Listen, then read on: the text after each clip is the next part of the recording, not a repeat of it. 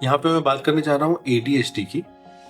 तो ADHD word का मतलब है attention deficit hyper activity disorder. तो ये एक चीज से नहीं बना हुआ है, ये 3 चीजों से बना हुआ है। तो उसमें यह देखा जाता है कि बच्चा इनअटेंटिव तो नहीं है, मतलब उसके ध्यान में दिक्कत तो नहीं। तो जिन बच्चों में जैसे मान लीजिए कि ऐसा है कि फिजिकल डेवलपमेंट नहीं हुई है, बच्चा जो है किसी कारण से चल ही नहीं पा रहा है, तो अगर वो चल नहीं पा रहा है तो उसकी जो स्टेज है वो 1 साल के बच्चे के करीब है, तो उसका ध्यान भी 1 साल के बच्चे के करीब है। तो उस बच्चे में इनअटेंशन दिखेगा, उस बच्चे में वो फोकस नहीं दिखेगा जो 5 साल 6 साल के बच्चे में दिखता है। तो अगर बच्चे में एसोसिएटेड इंटेलेक्चुअल डिसेबिलिटी है या ऑटिज्म है, जिसमें बच्चे की जो बेसिक ब्रेन डेवलपमेंट है, जिसमें बच्चे का चलना हो गया या कम्युनिकेशन हो गया या फिर उसकी एजुकेशन हो गई, लर्निंग, जैसे ऑटिज्म या डिसलेक्सिया, अगर ऐसी चीजें हो गई तो बच्चे की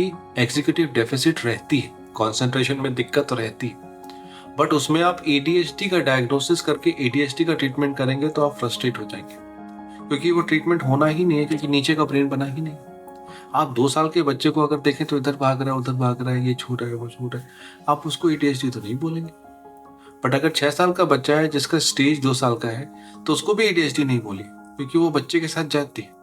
और अगर ADHD बोल के उसको दवाई भी शुरू कर देंगे तो भी आप बच्चे के साथ गलत कर रहे हैं। तो ADHD का पहला कॉम्पोनेंट है इनअटेंशन। इनअटेंशन के लिए देखना है कि क्या बच्चा कम से कम 6 साल की स्टेज पे पहुंचा है, क्या बच्चा अपने मतलब की चीज पे ध्यान दे पा रहा है, क्या बच्चा एक टू एंड फ्रो कम्युनिकेशन कर पा रहा है। तो उसकी डेवलपमेंटल एज बहुत इंपॉर्टेंट है इनअटेंशन को जज करने के लिए। और इनअटेंशन जो है वो कई कॉन्टेक्स्ट में होना चाहिए कि घर में कितना इनअटेंशन है, स्कूल में कितना इनअटेंशन है, अंकल आंटी के घर कितना इनअटेंशन है, पार्क में कितना इनअटेंशन है, क्या किसी चीज में अटेंशन है, हर चीज में इनअटेंशन की दिक्कत है। बहुत इंपॉर्टेंट है, क्योंकि बिना सही डायग्नोसिस के अगर आप ADHD ट्रीटमेंट शुरू कर देंगे तो फिर मुश्किल में पड़ेंगे। दूसरी चीज जो इसमें देखी जाती है वो होती है इम्पल्सिविटी।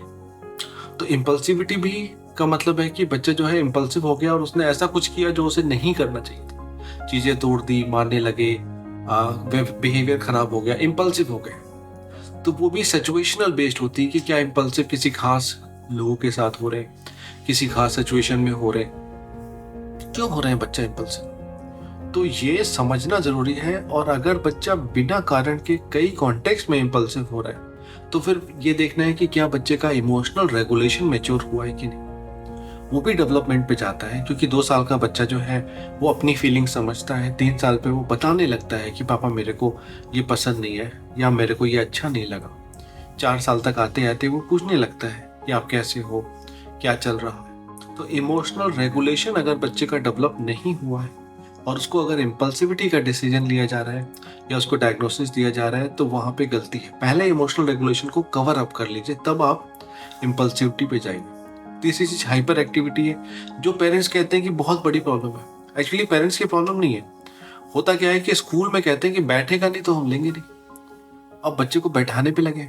बट अगर डेवलपमेंट उसकी कम से कम 4.5-5 साल की नहीं आएगी तो बच्चे बैठना नहीं चाहते, बच्चे दौड़ना चाहते हैं, एक्सप्लोर करना चाहते हैं। कभी कभी बच्चे रेस्टलेस हो जाते हैं तो उनको दौड़ के अपनी एंग्जाइटीज को निकालना होता है।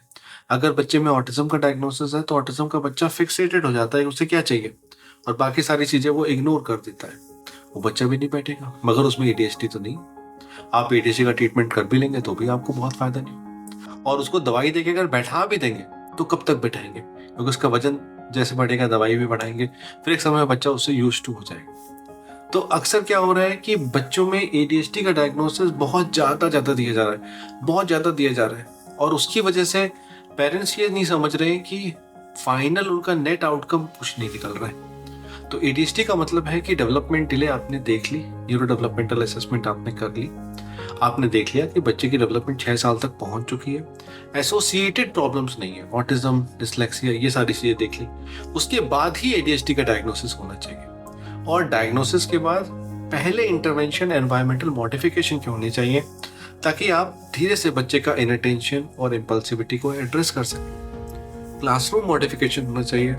बच्चे के कोई गैप अगर है एजुकेशन में, या बच्चे को किसी कारण से ध्यान नहीं लग रहा है, स्लीप सही नहीं है, तो पहले वो होना चाहिए, उसके बाद मेडिकेशन की बात होनी चाहिए। तो यही इंफॉर्मेशन आपको देना चाहता हूँ। और याद रखिए कि गलत डायग्नोसिस गलत चाबी की तरह है, और गलत चाबी लगाने से कभी भी आपका दरवाज़ा जो है, जो बच्चे का की है, अगर सही नहीं लगा तो सही दरवाज़ा नहीं खुलेगा। और ब्रेन डेवलपमेंट आपका एम होना चाहिए। आई होप ये इंफॉर्मेशन आपको यूजफुल लगी हो। Thank you and all the best.